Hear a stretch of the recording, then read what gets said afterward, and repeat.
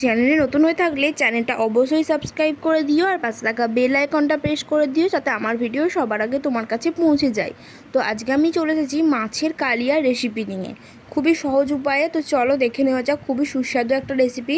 তো এই জন্য আমি নিয়ে নিয়েছি 4 পিস মাছ, বড় সাইজের মাছ। এখানে তোমরা যে কোনো মাছ নিতে পারো, যে কোনো বড় মাছ। এরপর এটাকে ম্যারিনেট করব। ম্যারিনেট করার জন্য আমি প্রথমে দিয়ে দিয়েছি কিছুটা নুন আর দিয়ে দিয়েছি কিছুটা পরিমাণে হলুদ।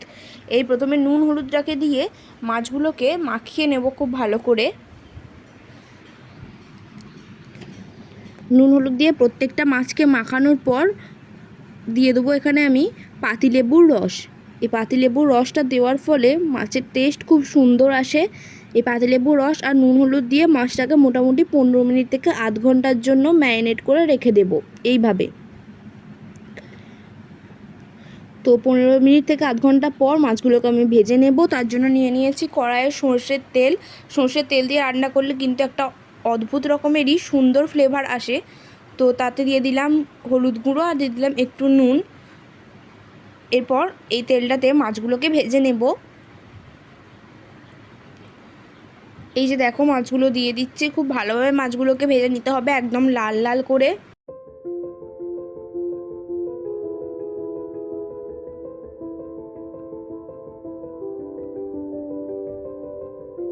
এই যে দেখো মাছগুলোকে একদম লাল লাল করে ভাজা হয়ে গেছে। এরপর এগুলোকে আমি তুলে নেব।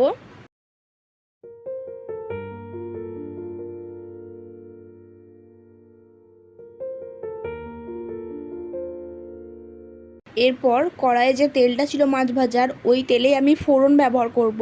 ফোড়ন হিসেবে দিয়ে দিচ্ছি এখানে তেজপাতা, দিয়ে দিলাম শুকনো লঙ্কা ভেঙে একটা, দিয়ে দিলাম কয়েকটা লবঙ্গ আর দিয়ে দেবো দুটো এলাচ ফাটিয়ে।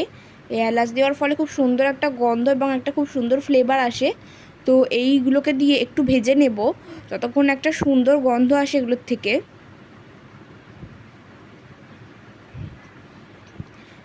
একটু ভেজে নেওয়ার পর এখানে দিয়ে দেবো পরের উপকরণটি, সেটা হচ্ছে পেঁয়াজ আর রসুন গ্রেট করে রেখেছিলাম আমি, সেটাই দিয়ে দিলাম। এখানে তোমরা চাইলে বাটাও ইউজ করতে পারো, কোনো অসুবিধা নেই। এরপর এটাকে রান্না করে যেতে হবে যতক্ষণ না পেঁয়াজ আর রসুনের গন্ধটা চলে যায় একদম পুরোপুরিভাবে, ততক্ষণ পর্যন্ত রান্না করে যেতে হবে। এরপর গন্ধটা চলে গেলে এখানে দিয়ে দেবো একটা পেস্টটাতে আছে গোটা জিরে, গোটা ধনে, আদা আর কাঁচা লঙ্কা সমস্ত কিছু একসাথে পেস্ট করা আছে। তো সেটা দিয়ে দিলাম। তোমরা চাইলে একটাভাবেও ব্যবহার করতে পারো। এরপর দিয়ে দিচ্ছি একটু হলুদ গুঁড়ো আর দিয়ে দেবো পরিমাণ মতো নুন। এবার এই সমস্ত উপকরণগুলোকে আরও একবার খুব ভালোভাবে ভেজে নেব এবং কষিয়ে নেবো একটু জল দিয়ে। অল্প অল্প জল দিয়ে এভাবে কষাতে থাকবো আর এইভাবে গ্রেভিটা তৈরি করে নেব।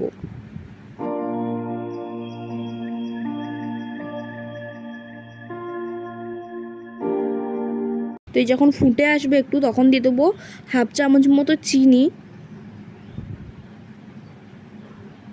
এরপর তোমরা যেমন গ্রেভি চাও সেই অনুযায়ী জল ব্যবহার করো। দিয়ে দিচ্ছি একটু টমেটো সস। এই টমেটো সসটা আমাদের ঘরে তৈরি করা, এই রেসিপির চ্যানেলে আপলোড আছে, তোমরা চাইলে দেখে নিতে পারো। তো সেই সসটা, ঘরে তৈরি সসটা দিয়ে দিলাম। অনেকটা পরিমাণে সসটা দরকার হয় এখানে এই কালিয়া তৈরিতে। এরপর আবারও অল্প অল্প একটু জল দিয়ে গ্রেভিটা তৈরি করে নিচ্ছি। কত সুন্দর একটা কালার চলে এসেছে দেখো। এরপর দিয়ে দিচ্ছি মাছগুলো। গ্রেভিটা তৈরি করে নেওয়ার পর ভাজা মাছগুলো দিয়ে দিলাম। এরপর একটু ফুটে এলে দিয়ে দেবো গরম মশলা, হাফ চামচ থেকে 1 চামচ মতো গরম মশলা দিলাম।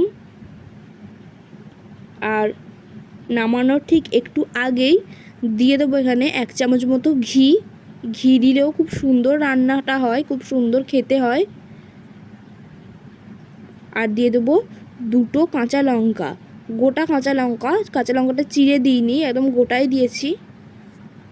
এরপর আরও একবার খুব ভালোভাবে নাড়িয়ে চাড়িয়ে নিলেই, মোটামুটি 2 থেকে 3 মিনিট একটু নাড়িয়ে চাড়িয়ে নিলেই তৈরি হয়ে যাবে আমাদের মাছের কালিয়া। তো এইভাবে যে কোনো মাছের কালিয়া তৈরি করা যায়, যে কোনো বড়ো মাছের। কেমন লাগলো রেসিপিটা অবশ্যই জানিও, ভালো লাগলে একটা লাইক করে দিও আর অবশ্যই বাড়িতে একবার ট্রাই করে দেখো।